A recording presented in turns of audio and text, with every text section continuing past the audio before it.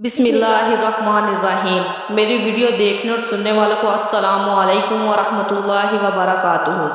आज मैं आपके सामने आप सल्लल्लाहु अलैहि वसल्लम की बहुत ही अहम हदीस पेश करती हूँ। आप इसको ज़रूर सुने और इस पर अमल करें।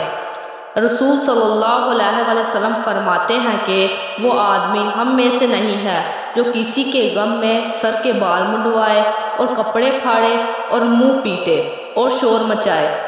बैन करके रोना और शोर मचाना, सर और मुंह और छाती पीटना काफरों का और दुनिया से मोहब्बत रखने वालों का तरीका है।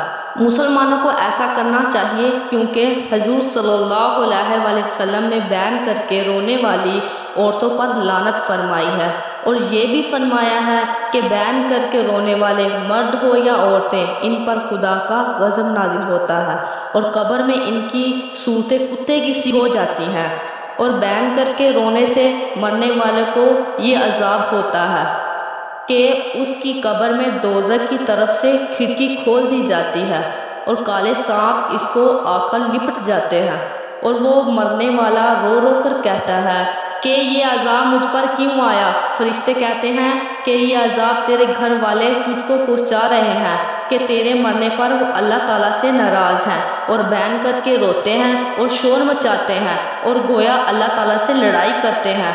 फिर वो मरने वाला कहता है कि बैन करके रोना और शोर मचाना ये उनका गुनाह है, इसमें मेरा क्या कसूर है। फरिश्ते कहते हैं कि तूने अपने घर वालों को क्यों ना बतलाया था कि मेरे मरने पर अल्लाह ताला से लड़ाई ना करना और बैन करके न रोना, कि बैन करना हराम है। मुसलमानों, बैन करके रोना छोड़ दो क्योंकि अपने प्यारे मरने वालों को दुख पहुँचाते हो, तकलीफ़ देते हो।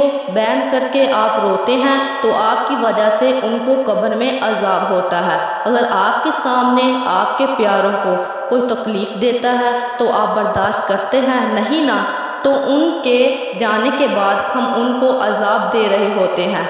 तकलीफ़ हर इंसान को होती है, दुख हर इंसान को होता है, लेकिन रोएं, हाँ, दिल से और आँखों से जितना चाहे रो लो, इसकी इजाज़त है, बल्कि सवाब मिलता है।